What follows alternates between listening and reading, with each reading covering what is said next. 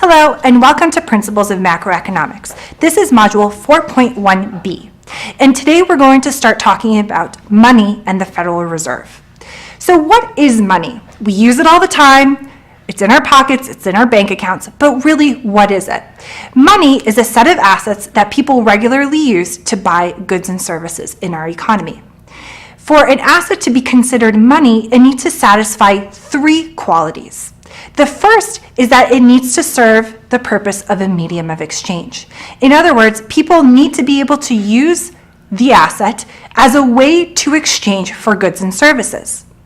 Secondly, it needs to be a unit of account.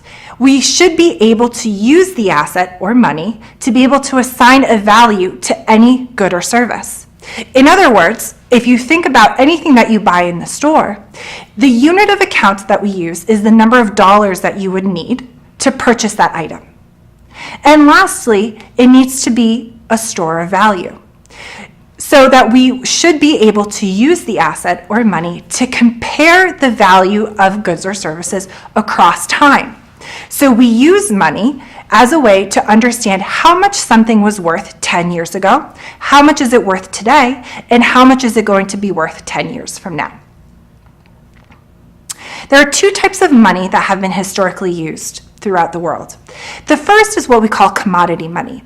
And commodity money uses an asset that in and of itself has some type of intrinsic value. You can think of gold or silver or diamonds that are used as a medium of exchange, a store of value, and a unit of account, but in and of themselves are worth something as well. The other type of money that we are more familiar with is called fiat money. And this is money that has value because the government says it does, and we believe them. So in other words, if you think about the $5 bill that's in your pocket or in your wallet, in and of itself, the paper, the ink, is not worth $5 to make. But we believe that that is $5 and that we can buy $5 worth of goods and services with that bill. So therefore, we believe that that money has some value, and therefore it does. When we think about money, and we think about the types of money that we have in our economy, cash, it would be considered the most liquid asset. We have different types of assets that can be used as stores of value. You can think of anything as a house. Obviously, it's worth something. Your bonds, maybe some stocks, maybe a rare painting. All of them have some type of value. But money or cash is the most liquid form of an asset.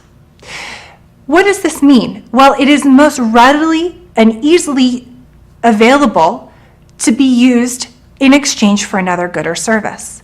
If you think about, for example, a house, it takes time to actually be able to sell the house so that you can take the proceeds from the house and use it to buy your good or service. Probably you wouldn't sell your house just to buy groceries each week, right? Because it takes a lot of time. So a house would be considered an illiquid asset, whereas the money that you have in your wallet or the money that you have in your checking account is a very liquid asset. In M1, this consists of all of the currency that is in circulation, so all of the actual dollar bills that are circulating in our economy, as well as the money that is in demand deposits or your checkable deposits. Just think about every time you swipe your debit card or write out a check. It's as if you're using money, right? It's a very liquid form. The second type is M2. M2 includes everything that's in M1, as well as time and savings deposits.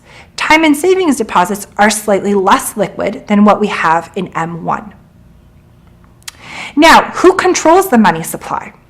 The Federal Reserve, or the central bank in an economy, is the one that determines the level of the money supply. The role of the central bank is twofold. First, it determines the quantity of money in the economy, and it does this through a variety of ways, such as open market operations, lending to banks, as well as influencing reserve ratios. And it is also tasked with overseeing and regulating the banking system. In the United States, our central bank is called the Federal Reserve, and it has 12 regional banks throughout the United States, all of which are tasked with overseeing the regional banking system. Part of the Federal Reserve is also the Federal Open Market Committee, or the FOMC, which meets regularly to determine monetary policy.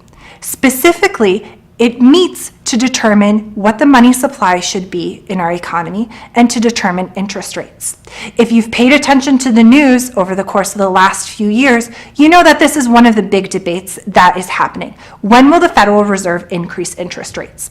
Well, they meet regularly, the FOMC, to determine whether or not it is time to raise the interest rates or to keep them the same. We'll see exactly what that means in a few videos when we start talking about money supply and money demand and monetary policy. So what have we learned in this segment?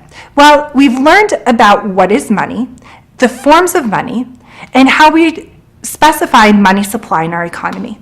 We've also learned about the Federal Reserve and its role in determining money supply and regulating the banking system.